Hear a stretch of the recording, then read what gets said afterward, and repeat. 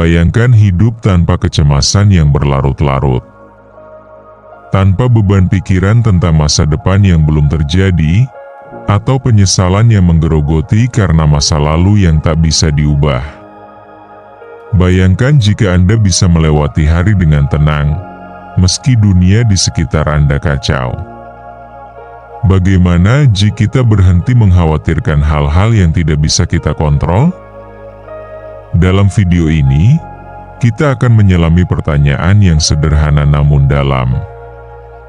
Apa yang terjadi jika kita benar-benar melepaskan kekhawatiran atas hal-hal di luar kendali kita?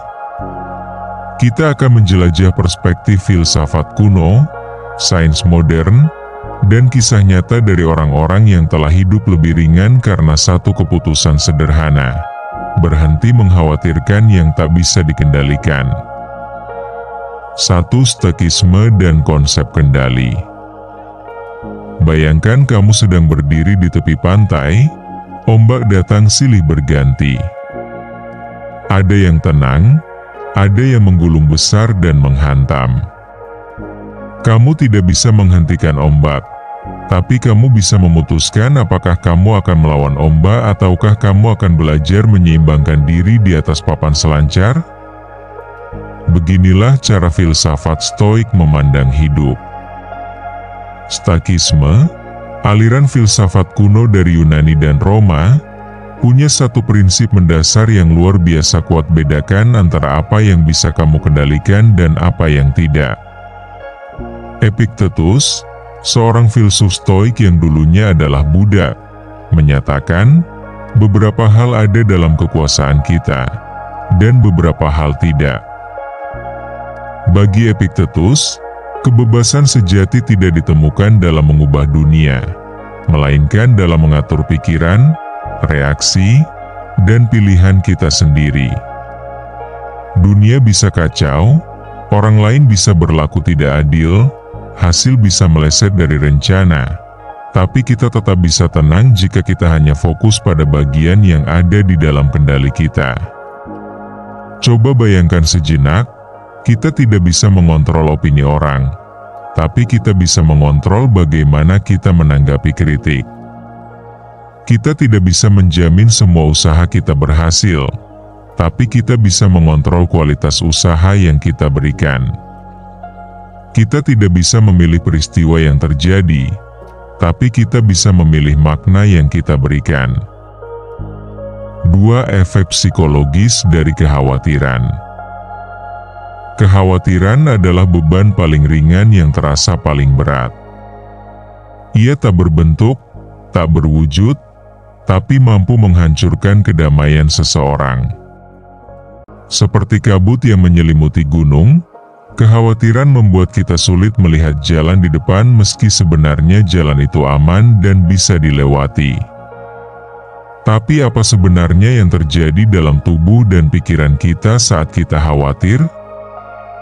Secara biologis, kekhawatiran adalah bentuk respons terhadap ancaman yang belum terjadi. Otak kita, terutama bagian yang disebut amigdala, akan memicu sistem alarm setiap kali kita merasa ada kemungkinan bahaya, bahkan jika itu hanya imajinasi. Sebuah studi menarik pernah dilakukan oleh Robert Leahy, seorang psikolog klinis, yang menemukan bahwa 85% hal yang kita khawatirkan ternyata tidak pernah terjadi. Dan dari 15% yang benar-benar terjadi, sebagian besar ternyata tidak seburuk yang dibayangkan. Dan sebagian besar responden menyatakan bahwa mereka bisa menanganinya lebih baik dari yang mereka pikirkan sebelumnya. Artinya, kita seringkali sedang membayar harga emosional untuk masalah yang tidak ada. Khawatir terasa seperti kontrol. Tapi kenyataannya, kekhawatiran justru mengambil kendali dari dalam diri kita. Ia membuat kita merasa sibuk, padahal kita tidak bergerak. Ia membuat kita merasa berpikir keras, padahal kita hanya berputar-putar di tempat yang sama. Dan disinilah letak kekuatannya. Ketika kita menyadari bahwa kekhawatiran bukanlah kewajiban. ia hanyalah pilihan pikiran. Dan seperti pilihan lain, kita punya hak untuk menolaknya. 3. Ilusi kontrol. Salah satu alasan utama mengapa kita terus mengkhawatirkan hal-hal yang berada di luar kendali adalah karena kita terjebak dalam sesuatu yang disebut ilusi kontrol. Ini adalah kecenderungan psikologis di mana kita merasa atau percaya bahwa kita bisa mempengaruhi hasil dari sesuatu, padahal kenyataannya tidak. Misalnya, kita merasa bahwa dengan khawatir, kita sedang bersiap menghadapi kemungkinan terburuk. Kita mengira bahwa jika kita terus memikirkan semua skenario, kita bisa menghindari kegagalan, rasa sakit, atau ketidakpastian. Tapi sebenarnya, kekhawatiran itu bukanlah bentuk kesiapan, melainkan bentuk dari kecemasan yang menyamar. Kita tidak sedang mengendalikan apapun, kita hanya sedang menciptakan ilusi bahwa kita punya kuasa atas sesuatu yang sebenarnya berada di luar jangkauan kita. Ironisnya, semakin kita mencoba mengendalikan segala hal, semakin kita kehilangan kendali atas hal yang paling penting, yaitu diri sendiri. Kita mulai menyesuaikan hidup berdasarkan kemungkinan terburuk, bukan kenyataan. Kita menjadi kaku, takut mengambil langkah, atau terlalu perfeksionis dalam membuat keputusan karena kita ingin memastikan semuanya berjalan sesuai rencana. Padahal, kehidupan bukan teka-teki yang bisa dipecahkan dengan rumus pasti. Ia penuh dengan variabel yang tak bisa ditebak. Ilusi kontrol membuat kita lupa bahwa kebebasan sejati bukan datang dari memastikan semuanya berjalan sempurna, tetapi dari kemampuan untuk tetap tenang dan fleksibel saat segala sesuatu tidak berjalan seperti yang kita harapkan. Ketika kita melepaskan ilusi ini, kita tidak menjadi lemah, kita justru menjadi lebih jernih, lebih adaptif, dan lebih damai dalam menjalani hidup apa adanya. 4. Bagaimana jika kita melepaskan? Bayangkan seandainya kita berhenti sejenak dan melepaskan beban yang selama ini kita pikul tanpa sadar. Bayangkan jika kita tidak lagi merasa harus memikirkan segala kemungkinan buruk, tidak lagi menyalahkan diri sendiri atas masa lalu, atau memaksa diri mengendalikan apa yang jelas-jelas di luar jangkauan. Bagaimana jika, untuk sekali ini, kita berkata pada diri sendiri, "Saya tidak bisa mengontrol itu dan tidak apa-apa."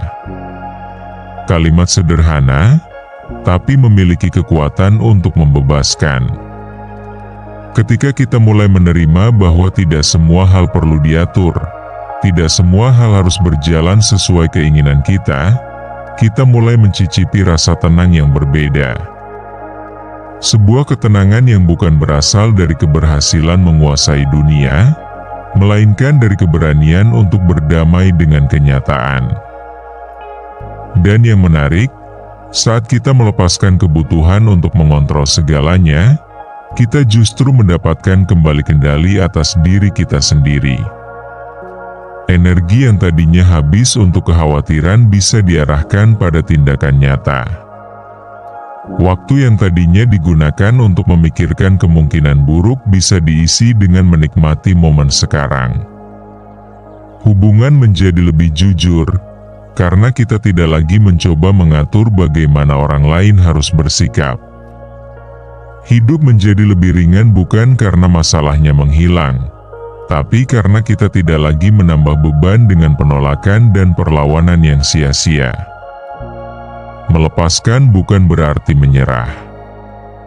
Justru, melepaskan adalah bentuk tertinggi dari kepercayaan bahwa kita bisa menjalani hidup sepenuhnya, bahkan ketika tidak semua hal berada di tangan kita.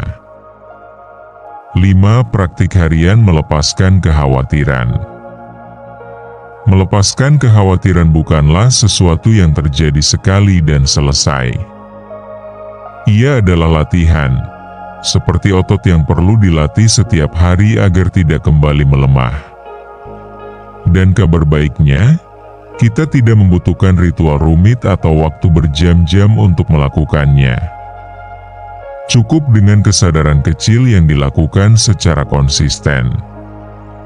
Misalnya, setiap pagi sebelum menjalani hari, kita bisa duduk tenang sejenak dan bertanya pada diri sendiri, apa saja hal yang tidak bisa saya kontrol hari ini? Lalu tuliskan. Setelah itu, tanyakan lagi, apa yang bisa saya lakukan dengan tenang dan penuh perhatian terhadap hal yang bisa saya kendalikan? Ini bukan hanya membantu menyaring fokus, tapi juga menciptakan rasa kelegaan. Kita memberi batas yang sehat pada pikiran, membiarkannya bernafas. Latihan lain yang sangat membantu adalah dengan membuat jurnal malam, di mana kita menuliskan apa yang kita khawatirkan hari itu, lalu meninjau kembali, apakah itu terjadi? Apakah saya bisa menanganinya? Semakin sering kita melakukannya, semakin kita sadar bahwa sebagian besar kekhawatiran kita tidak pernah menjadi kenyataan. Selain itu, praktik seperti meditasi singkat, pernapasan sadar, atau hanya berhenti sejenak dari layar dan dunia digital bisa membantu kita terhubung kembali dengan momen ini. Satu-satunya hal yang benar-benar nyata. Melepaskan kekhawatiran bukan tentang menjadi orang yang tidak peduli. Sebaliknya, itu adalah tentang menjadi cukup hadir, cukup sadar, dan cukup kuat untuk berkata, saya akan memberikan yang terbaik pada hal yang bisa saya pengaruhi, dan menyerahkan sisanya pada kehidupan. Penutup. Kita tidak bisa mengontrol dunia. Kita tidak bisa menjamin hasil dari setiap usaha. Kita tidak bisa memastikan orang lain akan selalu adil, baik, atau pengertian. Tapi kita selalu bisa memilih bagaimana kita merespons. Jadi bagaimana jika kita berhenti mengkhawatirkan hal yang tidak bisa kita kontrol? Mungkin untuk pertama kalinya dalam hidup, kita akan benar-benar merasakan kebebasan.